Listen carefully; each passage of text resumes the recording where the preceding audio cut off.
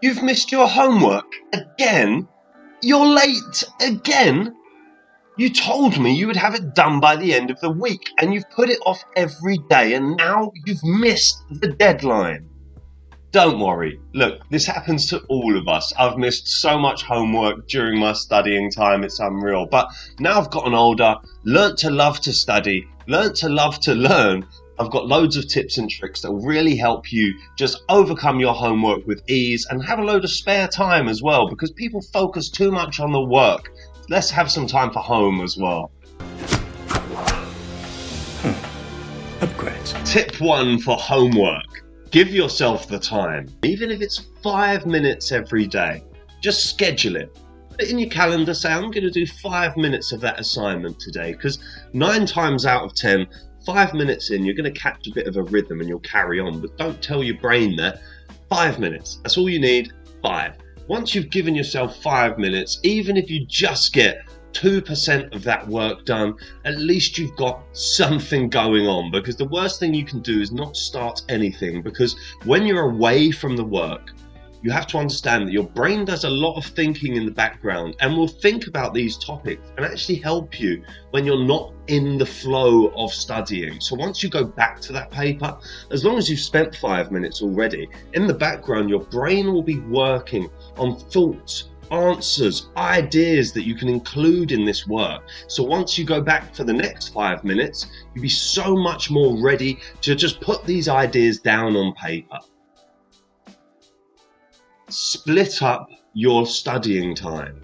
It's been scientifically proven that the brain can be overworked and can be reluctant to study and intake information if you are pushing it too hard. Now, one of the best things I like to do is, as I say, schedule that time. If it is 5 minutes, you might be rushed for certain projects, but as long as you've got that 5 minutes in every day, your brain will be more open to absorbing that information and actually learning it. So if you're doing the homework on a daily basis, you're much more likely to intake and hold on to that information ready for your next test or ready for your next exam. Maybe give yourself slightly more than 5 minutes though if it is a paper that needs a lot more work, because you will just find yourself at the end of the week gathered up with all these ideas but not enough time to put it down on paper.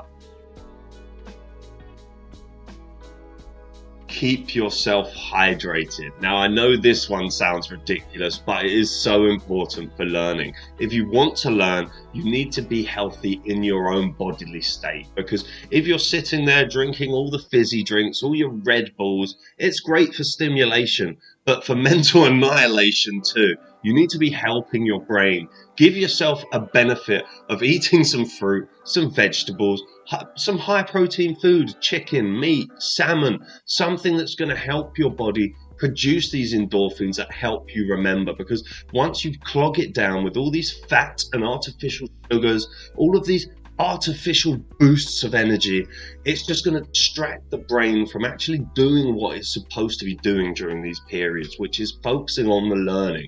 If you eat your proper food, stay well hydrated with water, you might have the odd coffee like myself, but not too many, okay? Because caffeine, as great of a drug as it is, it's still a drug, and it does have its side effects and can, also derail you from studying if you have too much also, which is why I always say, especially with the carbonated, fizzy, sugary drinks, don't take them while studying. As much as you may think they are helping you, they're really not in the long term. So take a step back, get yourself ready before you try and put your brain to the test. Also, if you do have the time, get to the gym, because there is nothing better for your cognitive ability than exercise. If you can just do half an hour of exercise a day, I promise you will be remembering more within a month, and within a year you'll just be a completely new person. It's just how the body works, and it is amazing. So just get in the gym, eat healthily, drink your water. It sounds really boring, I know, but if you really want to study and pass that test, you'll take this advice, as I ignored it for years too. Find peace and quiet, okay? And it doesn't need to be quiet as such, but just somewhere where you can focus, because the problem we've got is a lot of people study at home, and Unfortunately, not everyone has stable home lives or comfortable home lives where they can have their own space to sit by themselves and get into a focused flow state of mind. Maybe go to the park. Maybe go to the library. If you need to get out of the house to study, do it, because there is nothing worse for the brain than studying somewhere where you have these distractions, emotional distractions, because emotion ties heavily to the brain and will pull it away at any moment from any subject you're trying to intake. So eliminate emotions when you're studying. Go somewhere where you can't be affected positively or negatively. You just need this space for you. This is your time and your brain's time to intake information, nothing else. So remove emotional capabilities that could be distracting and just get somewhere where you can sit, focus, and learn to do what you need to do. Put love into your work. Now, this sounds really cheesy, I know, but really do put love into it, because the more you care about the work, the more your brain is going to care. The more your brain will want to remember it, knowing how much effort you put in to make this work.